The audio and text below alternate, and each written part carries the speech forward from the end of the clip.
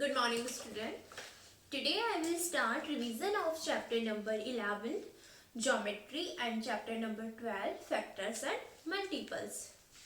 So let's start. Exercise 1 of chapter number 11, Geometry. Exercise 1 में जो है वो आपके है लाइन और लाइन सेगमेंट को आइडेंटिफाई करना. तो लाइन और लाइन सेगमेंट को आइडेंटिफाई कैसे करते हैं उससे बिफोर आपको पता होना चाहिए लाइन क्या होती है, लाइन सेगमेंट क्या होती है. लाइन जो होती है उसके कोई भी एंड पॉइंट्स नहीं होते, उसके एक भी एंड पॉइंट नहीं होता. एंड पॉइंट क्यों नहीं होता है? क्योंकि इसकी लाइन एंड में इस तरीके से एरो बनी हुई होती है. तो इसको हम कहीं तक भी इसको हम आगे बढ़ा सकते हैं, चाहे हम इस साइड से इसको बढ़ाएं, चाहे हम इस साइड से इसको बढ़ाएं. और कई बार जरूरी नहीं होता, एरो भी नहीं होता है. तो इस तरीके से ये होती है लाइन. ये क्या होती है? लाइन. जिसके कोई भी एंड पॉइंट नहीं होते हैं उसको हम आगे तक कहीं तक भी बढ़ा सकते हैं. ठीक है, ये होती है लाइन. लाइन सेगमेंट के टू एंड पॉइंट होते हैं. फर्स्ट एंड पॉइंट यहाँ पे, सेकंड एंड पॉइंट यहाँ पे. तो हम इसको आगे बढ़ा नहीं सकते हैं. ये होती है इसके दोनों साइड में लाइन सेगमेंट. इसके कितने एंड पॉइंट होते हैं? टू एंड पॉइंट होते हैं, 1 एंड 2. ठीक है, तो इस तरीके से डॉट वाली जो लाइन होगी वो एक लाइन बनी होगी, वो होगी लाइन सेगमेंट. ये लाइन हो गई और ये line segment. Next question second, जिसमें हमें बताना राइट द लेंथ ऑफ. तो आपको लेंथ पता होनी चाहिए. लेंथ कैसे मेजर करते हैं? स्केल लोगे आप, और जितनी अगर आपको लाइन सेगमेंट के लिए कहा गया है कि लाइन सेगमेंट को मेजर करके आपको लिखना है, तो आप अपनी स्केल के 0 वाले पॉइंट को यहाँ रखेंगे और किस नंबर पे वो आ रही है. कई बार स्केल जैसे इस तरीके से होती है, तो उसमें इस तरीके से यहाँ पे 0 होता है, यहाँ पे 1, यहाँ 2, 3, 4. अब मान लो आप क्या करते हो, और यहाँ पे अब हर एक के बाद यहाँ पे कुछ लाइंस होती है छोटी छोटी, 1, 2, 3, 4, 5, 6, 7, 8, 9 और ये 10. तो यहाँ पे क्या होती है, हर एक के यहाँ पे छोटी छोटी लाइंस बनी होती है. हमें उन कई बार क्या होता है, सपोज ये लाइन यहाँ तक बनी हुई है, इस पॉइंट तक 1, 2. ठीक है, यहाँ तक कोई लाइन सेगमेंट है, इसको आपको मेजर करना है. तो यहाँ पे 2 के बाद 2 से आगे नंबर तक लाइन बनी हुई है, तो इसको आप इन छोटी छोटी लाइंस को काउंट करेंगे, 1, 2. तो इसका मतलब ये लाइन सेगमेंट कितना हो जाएगा? 2.2 सेंटीमीटर. ठीक है, तो आपको मेजर इस तरीके से करना होता है with the help of ruler या स्केल. और किसी भी नेम, अगर आपको लाइन सेगमेंट का नेम लिखना होता है तो इसी का लिख देते हैं हम, ABPQ जैसे भी हो. नेक्स्ट एक्सरसाइज है open and close figure. Open figure वो फिगर्स होती है जिनके स्टार्टिंग और एंड पॉइंट मिलते नहीं है. ये जैसे ओपन स्टार्टिंग पॉइंट ये, एंड पॉइंट ये.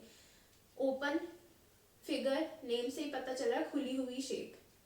क्लोज शेप इस तरीके की जो शेप होगी, जो बंद होगी, कहीं से भी खुली हुई नहीं होगी, वो क्लोज्ड शेप होगी. Open shape and closed shape बहुत इजी है. ओपन से मतलब खुली हुई जो शेप, कहीं से भी आपको नजर आ रहा है कि वो खुली हुई है तो वो ओपन फिगर. और ऐसी जो कहीं पर भी चारों ओर से बंद हो वो होगी क्लोज शेप. ठीक है, एक्सरसाइज थर्ड में है आइडेंटिफाई द पैरेललोग्राम. पैरेललोग्राम को आइडेंटिफाई कैसे करोगे? पैरेललोग्राम की दोनों जो अपोजिट साइड्स होती है वो पैरेलल होती है. पैरेलल का मतलब होता है ऐसी साइड जिनका अगर हम उनको आगे अगर बढ़ाया जाए वो तो कहीं पे भी जाके वो कट नहीं हो. तो जैसे ये जो लाइंस होगी वो पैरेलल होगी, ये जो लाइंस होगी वो पैरेलल होगी. क्यों पैरेलल होगी? अगर हम दोनों लाइंस को कहीं पे बढ़ाते हैं, कितनी भी आगे बढ़ाते हैं, तो ये कहीं पे भी जाके कट नहीं होगी. लेकिन अगर इस तरीके से लाइन हुई, इस तरीके से, और अगर हम इसको आगे बढ़ाते हैं दोनों को, तो ये जाके आगे जाके कट हो जाएगी. तो ये पैरेललोग्राम, ये पैरेलल लाइंस नहीं होगी. तो पैरेललोग्राम की दोनों जो लाइंस होगी वो क्या होती है? पैरेलल होती है. पैरेललोग्राम की ये वाली जो लाइन, जैसे ये वाली लाइन, ये वाली लाइन पैरेलल है. ठीक है, तो ये इसके अलावा ये वाली लाइन और ये वाली लाइन भी पैरेलल है. यहाँ से ये लाइन भी पैरेलल है, ये वाली लाइन भी, ये वाली लाइन भी एक दूसरे के पैरेलल है. ठीक है, तो ये होगा पैरेललोग्राम। पैरेललोग्राम की दोनों जो साइड्स होती है, पेयर ऑफ साइड्स, वो क्या होती है, पैरेलल होती है। ये पैरेललोग्राम हो गया। ए वाला पैरेललोग्राम है। जो क्वेश्चन बी है उसमें पैरेललोग्राम नहीं है, बिकॉज इसकी वन साइड ऐसे है, एक साइड ऐसे। ये तो पैरेलल हो गई ना, लेकिन एक साइड इस तरीके से है और दूसरी साइड इस तरीके से है। अगर हम इसको, ये ऐसी हो रही है, इसको हम कहीं तक भी अगर इसको हम बढ़ाएंगे तो ये इस तरीके से जाएगी, तो ये यहाँ पे पैरेललोग्राम नहीं होगी, क्योंकि इसकी दोनों इस तरीके से जो साइड होती है, ये वाली साइड ऐसे पैरेललोग्राम पैरेलल नहीं होगी, इसलिए। नेक्स्ट सी नंबर जो है वो पैरेललोग्राम है, क्योंकि इसकी दोनों जो साइड्स है वो पैरेलल है। क्वेश्चन डी भी पैरेललोग्राम नहीं है, क्वेश्चन ई भी पैरेललोग्राम नहीं है। क्वेश्चन ई तो वैसे पैरेललोग्राम नहीं है। पैरेललोग्राम की कितनी साइड्स होनी चाहिए, 4 साइड्स होनी चाहिए। इसमें तो 4 से ज्यादा साइड हो रही है, ठीक है, 5 हो रही है इसमें। Next question second, identify the trapezium. Trapezium का वन पेयर क्या होना चाहिए, पैरेलल होना चाहिए। वन साइड ऑफ लाइन का पेयर पैरेलल होना चाहिए, और जो अदर साइड होगी, एक side pair of one side, वो क्या होना चाहिए, अनपेयर होना चाहिए, यानी पैरेलल नहीं होना चाहिए। अनपैरेलल का मतलब पैरेलल नहीं होना चाहिए। तो इसमें ये वाली साइड पैरेलल हो गई, ठीक है, और ये वाली साइड और ये वाली साइड क्या हो गई, ये वाली और ये वाली पैरेलल नहीं है, इसलिए ये ट्रेपेजियम हो गया। एक साइड ये वाली और ये वाली तो क्या हो गई, पैरेलल है ना, तो ये तो क्या हो गई, एक साइड पैरेलल और एक साइड अनपैरेलल, तो ये ट्रेपेजियम हो गया। ये वाली पैरेलल हो गई, ये वाली है अनपैरेलल हो गई, तो ये भी ट्रेपेजियम हो गया। सी तो पैरेलल, सॉरी, ट्रेपेजियम की ऐसी शेप ही नहीं होती है। क्वेश्चन डी में ये भी क्यों नहीं है ट्रेपेजियम, क्योंकि इसमें जो गैप है इन दोनों के बीच में, लाइंस के बीच में, वो सिमिलर नहीं है, इसलिए नहीं है। Identify the rhombus. रोम्बस की जो शेप होती है, रोम्बस किससे बनता है, स्क्वायर शेप से बनता है, जिसकी 4 साइड्स इक्वल होती है। ये इस तरीके से शेप का रोम्बस होता है। ये किसकी शेप होती है, रोम्बस की।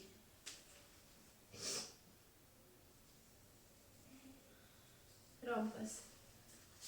नेक्स्ट जो होता है क्वाड्रिलेटरल। क्वाड्रिलेटरल का मतलब होता है जिसकी 4 साइड होती है, लाइंस जो होती है, कोई भी 4 साइड, जैसे ये है क्वाड्रिलेटरल, 1 2 3 4 साइड्स वाली शेप वाली जो भी शेप्स होंगी वो क्या होगी, क्वाड्रिलेटरल होगी। रोम्बस स्क्वायर शेप वाली होती है, इस तरीके से, ठीक है, इस तरीके से होगा, लेकिन स्क्वायर बना हुआ होगा तो वो रोम्बस नहीं होगा। क्वाड्रिलेटरल जिसकी 4 साइड्स होती है वो क्वाड्रिलेटरल।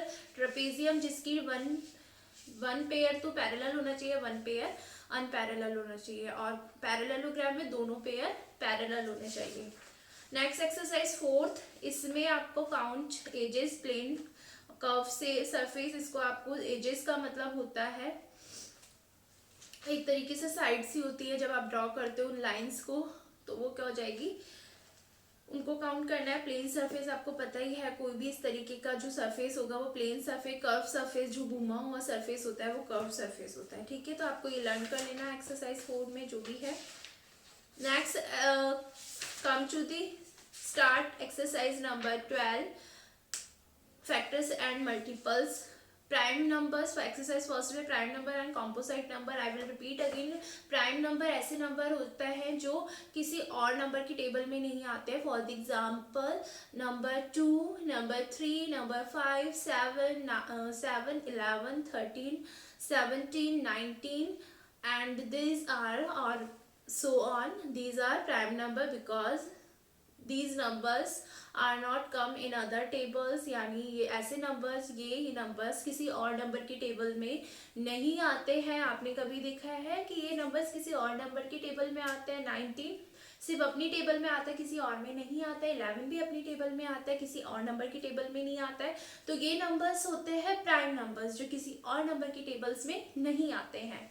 नेक्स्ट जो नंबर है वो है कॉम्पोसाइट नंबर। कॉम्पोसाइट नंबर वो नंबर्स होते हैं जो अदर नंबर की टेबल में भी आते हैं। अपनी टेबल में तो आते हैं, किसी और नंबर की टेबल में भी आते हैं। फॉर एग्जाम्पल 4, नंबर 4 जो है वो 2 की टेबल में भी आता है, वो अपनी टेबल में भी आता है, तो किसी और नंबर की टेबल में भी आ रहा है ना, तो these are कॉम्पोसाइट number. 4, 6, 9, 12, 16, 15, these are composite number.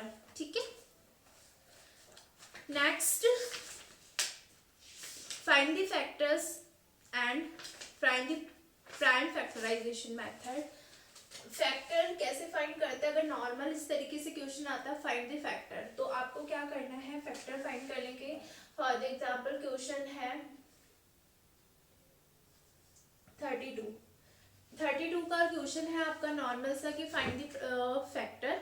सिर्फ इस तरीके से लिखा आ जाए कि फैक्टर फाइंड करना है, किसी मेथड का नेम नहीं होगा, तब तो आपको क्या करना है फैक्टर में हम देख कैसे फाइंड करते हैं फैक्टर हम देखते हैं फैक्टर फाइंड करने के लिए कि ये नंबर किस किस नंबर की टेबल में आता है. 32 किस किस नंबर की टेबल में आएगा? सबसे पहले कोई भी नंबर अपनी 1 की टेबल में आता ही है.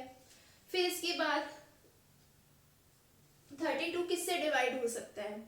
डिविजिबल, ये नंबर किस किस नंबर से डिविजिबल होता है? डिविजिबल मतलब अगर हम डिवाइड करते हैं तो ऐसा कौन सा नंबर है जिसकी टेबल से ये पूरा डिवाइड हो जाएगा? तो 2 की टेबल से में 32 पूरा डिवाइड हो जाएगा. कैसे चेक करते हैं हम 2 का चेक करने के लिए कि कोई भी नंबर 2 से कब डिविजिबल हो जाएगा, कब डिवाइड हो जाएगा पूरा? जब उसका लास्ट नंबर क्या हो, ऐसा नंबर हो जो 0 हो या ऐसा नंबर हो जो 2 की टेबल में आता है, तो वो पूरा नंबर बस लास्ट नंबर देख के हमें पता चल जाता है कि ये नंबर 2 से डिवाइड हो जाएगा. 2 है, इसका लास्ट नंबर 2 है जो 2 की टेबल में आता है, तो ये 2 से डिवाइड हो जाएगा ये नंबर. ठीक है. नेक्स्ट 3 का देखने के लिए हम कैसे देखते हैं, इन दोनों नंबर को प्लस करना होता है. 3 + 2 5 3 की टेबल में आता है, 5 नहीं आता, तो ये 3 के से डिवाइड नहीं होगा. 4 8 ज़ा 32 4 की टेबल में आता है, 5 की टेबल में नहीं आता, 6 की टेबल में नहीं आता. 8 4 ज़ा 32 एंड फिर इसके बाद 16 की टेबल में आता है और 32 अपनी टेबल में आता है. तो ये हो गए फैक्टर्स 32 के. अब हमें कैसे 8 तक आपको टेबल आती थी, सपोज कर लो आपको 16 की टेबल नहीं आती, तो आपको पता भी कैसे चलेगा जब 16 की टेबल ही नहीं आती कि 16 की टेबल में 32 आएगा या नहीं आएगा? कोई भी नंबर अब 1 की टेबल में और अपनी ही टेबल में जरूर आता है, चाहे वो कितना भी स्मॉलेस्ट नंबर हो, कितना भी लार्जेस्ट नंबर हो, बट ये 16 की टेबल में आएगा. ये कैसे पता चलेगा? तो आप देखो 32 को जब हम 2 से डिवाइड करते हैं, 2 से डिवाइड करोगे 2 1 ज़ा 2, तो एक बार आप इसको करके भी देख लेना. 2 6 ज़ा 12 2 से या स्टार्टिंग वाले नंबर से डिवाइड करके जब हम देखते हैं तो इसका आंसर आया 16. जो क्वेश्चन आएगा स्मॉलेस्ट नंबर से डिवाइड करने पर जो क्वेश्चन आता है उसकी टेबल में, इसका मतलब क्या हो गया 16 की टेबल में 32 जरूर आएगा. अब जैसे मैं एक सेकंड, जैसे अगर हम 32 को 4 से डिवाइड करते हैं, 4 की टेबल में भी आता है ना 4 8 ज़ा 32, तो इसका मतलब यही हुआ ना जब हमने डिवाइड किया तो इसका आंसर क्या है 8. तो इसका मतलब यही हो गया कि 8 की टेबल में भी 32 आता है, तो बिल्कुल ऐसे हमने लिखा है. तो हमें एक बार स्मॉलेस्ट नंबर से डिवाइड करके देख लेते हैं, तो जो आंसर आता है ना वो उसकी टेबल में भी कोई भी नंबर जो होता है वो जरूर आता है. ठीक है. ये हो गया फैक्टर्स. नेक्स्ट जो है प्राइम फैक्टराइजेशन मेथड से फैक्टर फाइंड करना. जैसे है नंबर 15, इसको हमें किससे फाइंड करना है? प्राइम फैक्टराइजेशन से.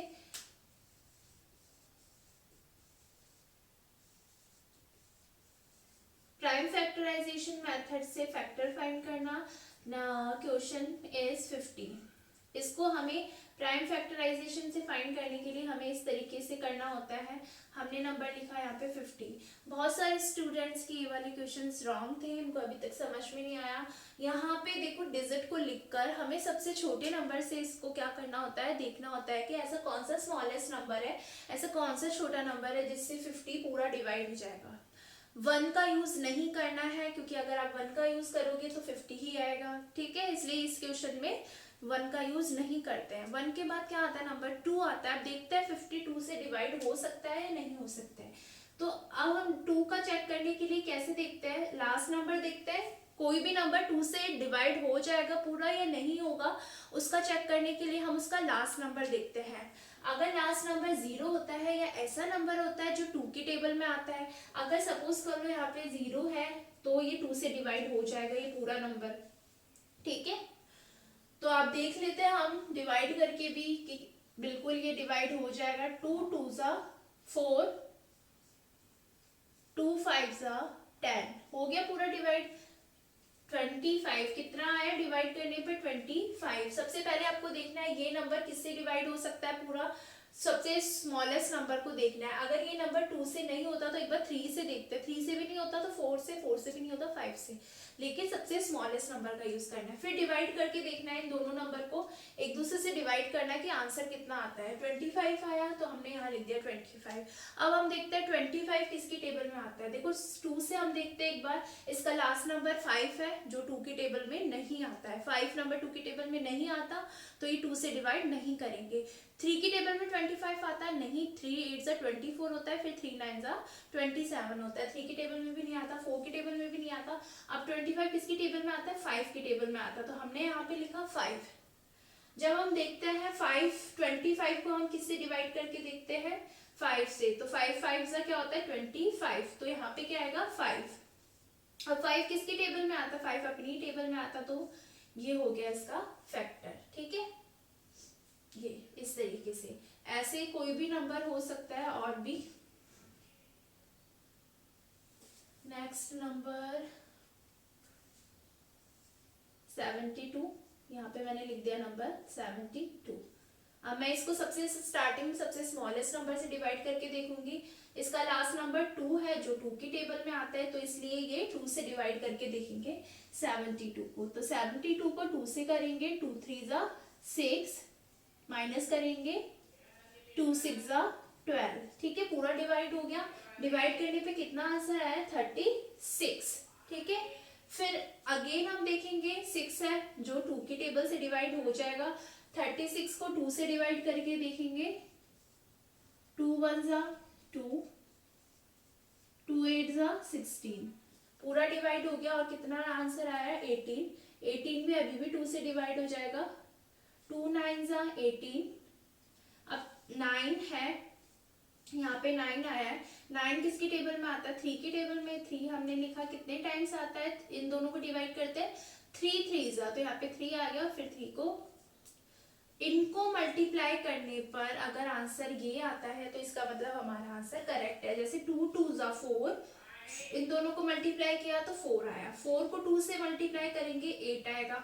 8 को 3 से मल्टीप्लाई करते हैं तो 24 आता है। 24 को 3 से करता है तो 72 आता है। इसका मतलब हमारा आंसर एकदम करेक्ट है क्योंकि क्वेश्चन में नंबर भी 72 है।